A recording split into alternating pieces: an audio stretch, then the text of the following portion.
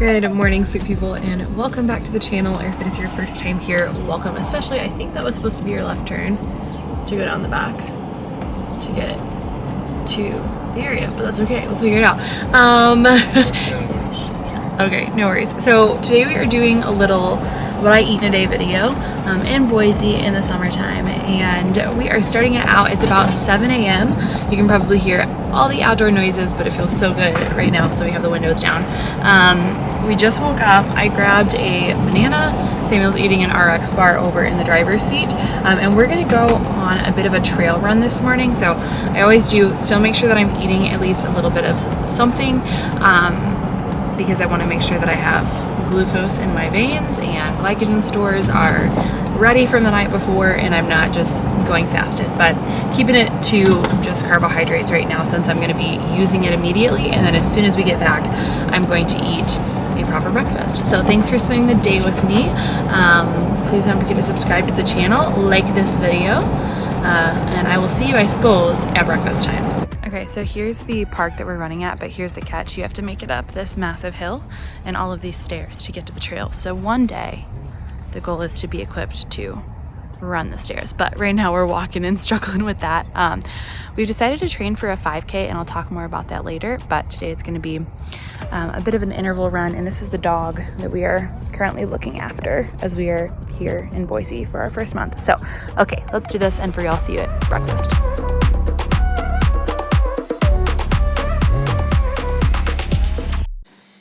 We are just back from our little trail run, and I've got a pan heating up over here. Samuel is whipping up some pancakes for us, and we're gonna have this awesome sage breakfast sausage from the Boise co-op, and some eggs from our host's chickens, which is not something I'm complaining about. And while I'm making breakfast, because it is a little bit later and we just went on a run, I am sipping on a cup of raw milk. So excited to live in a place where this is now legal. This is the particular brand that we have, and it's local to us, so I'm not saying like, oh, go get this. Obviously you want to get what's local to you if you have access to it. It's A2, which means Samuel can drink it without upsetting his stomach, which is amazing. And we noticed when we were at the store that there were two different kinds of raw milk. One was like $11 and some change for a gallon, and it was labeled as like organic and grass-fed and had all these certifications. And then there was this one which was like $8, it was A2, and really the only sticker on it was just that it was raw milk.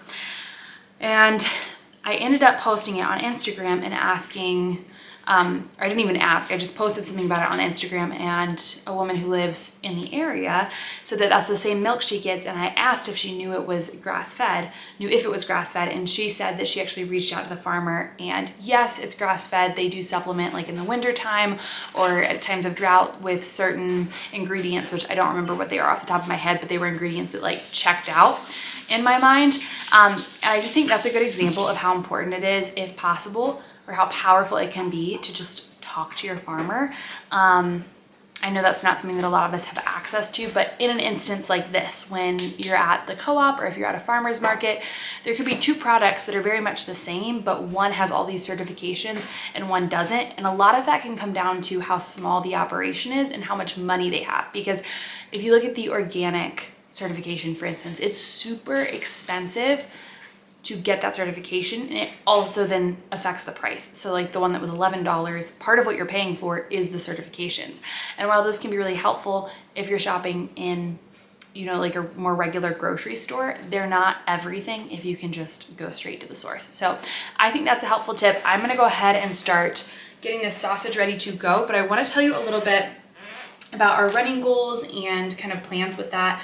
I feel like in this space, well, I know that in this space there can be a lot of negativity when it comes to running or cardio, and honestly for good reason, because unfortunately, hopefully you can hear me over the sizzle, unfortunately there is a unhealthy culture around it a lot of the time. Like a lot of people are just doing cardio and doing too much of it and are depleted and not treating themselves like athletes. And that's really our goal going into this, is to treat ourselves like athletes.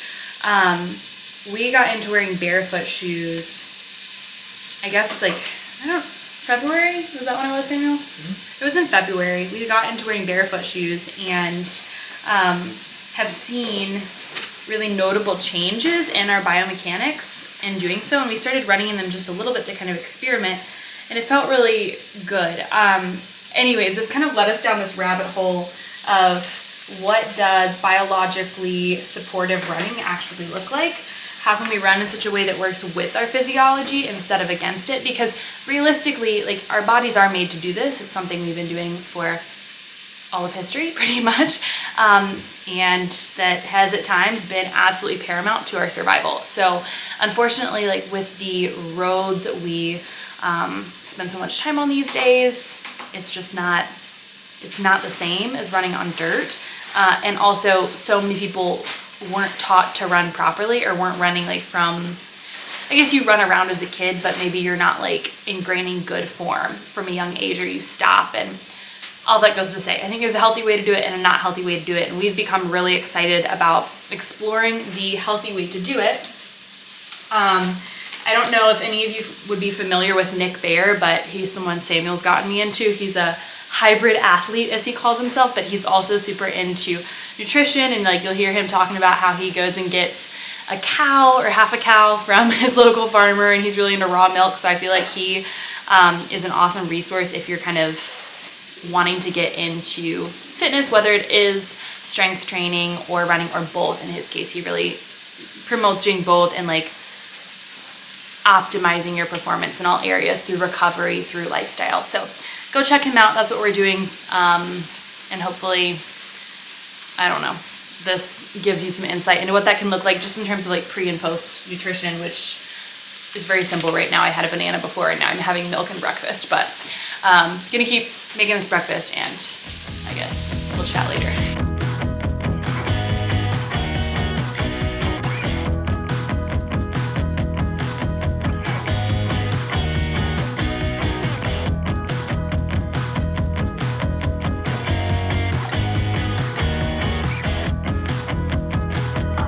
I'm being served and everything.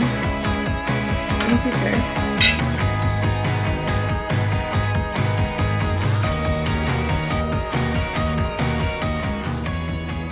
I just got off my nutritional therapy call for the week and made a cup of herbal tea. I think this is just like elderberry and ginger.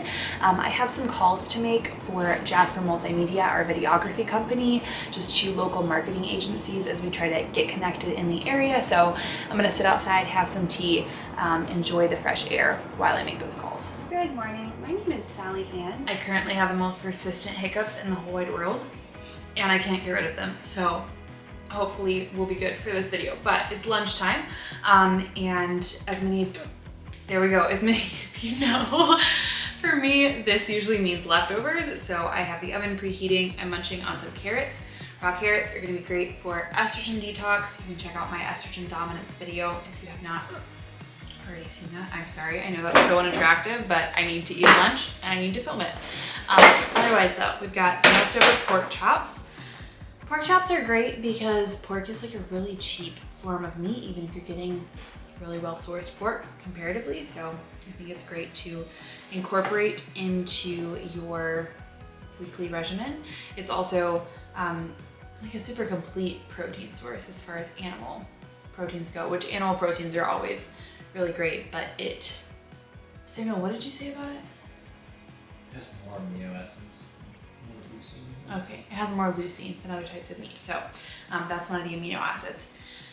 Gonna have a pork chop. We have some sweet potatoes here. They're not very many, so I'll probably leave most of these for Samuel. And then I'm just gonna throw some black beans on my plate here as well, munch on my carrots, and I'm thinking it's probably gonna be time for another coffee, probably an iced latte after lunch.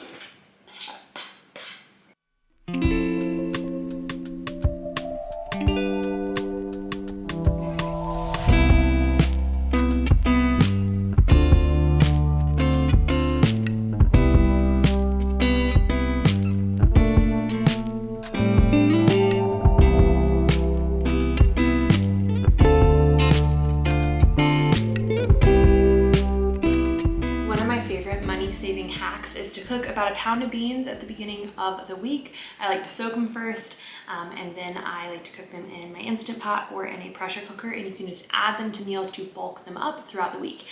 They are not a complete protein source, and they do have more carbohydrates than they have protein, but if you have it with something like I have right now, a pork chop and some sweet potatoes and whatever, you can add in an extra 10-ish grams of protein depending on how many ounces, grams of beans you're actually eating. And I know some people do have an issue digesting beans. They can be an incredibly supportive food, awesome source of fiber, and of many nutrients, but some people have a difficult time digesting them. Now, if you have not tried soaking them, I do encourage you to do that. I actually encourage everybody to do that, even if you don't notice a difference, because it increases nutrient availability and decreases the anti-nutrients in the beans, phytic acid namely, that may interfere with the absorption of other nutrients in your food.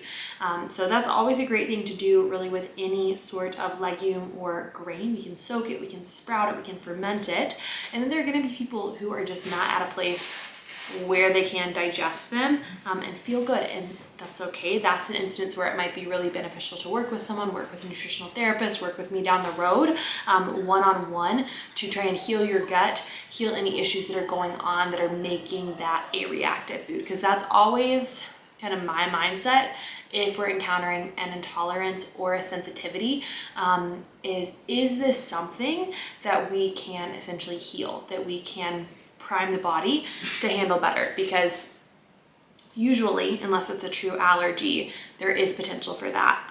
And I'm never gonna, look at a food and think, oh, we should cut that out forever. It's gonna be maybe like, let's limit intake in the short term while we fix the underlying issue. So anyways, that's a total tangent, but I'm gonna enjoy my lunch. Probably do a little bit of reading. I'm so tired right now. I might take a nap. I don't know why I am so tired today, but that's okay. It's important to just honor your body, rest when you need rest, recover when you need to recover. So that's what we're gonna do today.